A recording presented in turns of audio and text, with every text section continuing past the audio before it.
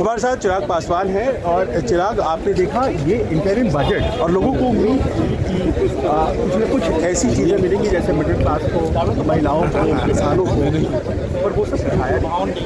क्योंकि इसी के आदि हम लोग हो चुके थे कि भाई चुनावी वर्ष है, चुनाव के वर्ष में बड़ी बड़ी घोषणाएं होंगी, लोग लुभावन वादे इसमें किए जाएंगे, पर ये सरकार के विश्वास को दर्शाता है कि इसमें अर्थव्यवस्था को और मजबूती देने की बात की गई है। ऐसी बातें नहीं की गई कि चुनावी वर्ष होने की वजह से हमसे बड़े बड़े वादे कर दें, घोषणाएं कर दें। ये एक ऐसा बजट जिसने देश की बड़ी आबादी, जो गरीबों की बड़ी आबादी, महिलाओं की, युवाओं की, किसानों की, उनको कैसे और सशक्त किया जा सके। मुझे लगता है लाडली दीदी, लखपति दीदी एक ऐसी योजना है जो आने वाले दिनों में जब हम लोग एक विकसित देश के निर्माण की हम लोग बात करते हैं, 2047 में जब विकसित भारत की हम बात करते हैं, उस दिशा में लेकर जाने वाला ये बजट है। जीडीपी की एक नई परिभाषा आई है, डेवलपमेंट के साथ, परफॉर्मेंस के साथ उसको जोड़कर उसको देखा गया है। मुझे लगता है ये तमाम बातें देश की अर्थव्यवस्था को और कंसोलिडेट करने की दृष्टि में लेकर जाने वाली। आपने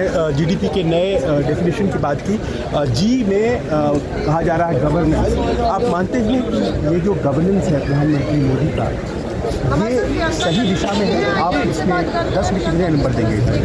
मैं ईमानदारी से सरकार का हिस्सा हूँ, इसलिए नहीं कहता 10 में से 10 देता हूँ, और ये 10 में से 10 मैंने ही नहीं, साल दर साल देश की जनता ने दी है। इसीलिए पिछले 10 सालों से एनडीए सरकार ये बजट पेश कर रही है, और ये ओवर कॉन्फिडेंस है।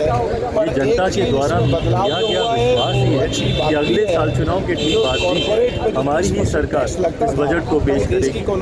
देश की अर्थव्यवस्था किस तेजी से बढ़ रही है और लोग उसको कितना साथ दे रहे हैं, ये दर्शाता है कि 14 से बड़ी जीत 19 और 19 से बड़ी जीत हम लोग 2024 में देखने जा रहे हैं। विपक्ष को एक लंबा समय मिला था डायरेक्शन देने के, बट क्योंकि वो दिशा नहीं दे पाए, क्योंकि वो विजन नहीं दे पाए, इसीलिए आज वो विपक्ष में है और एनडीए की सरकार इस बजट को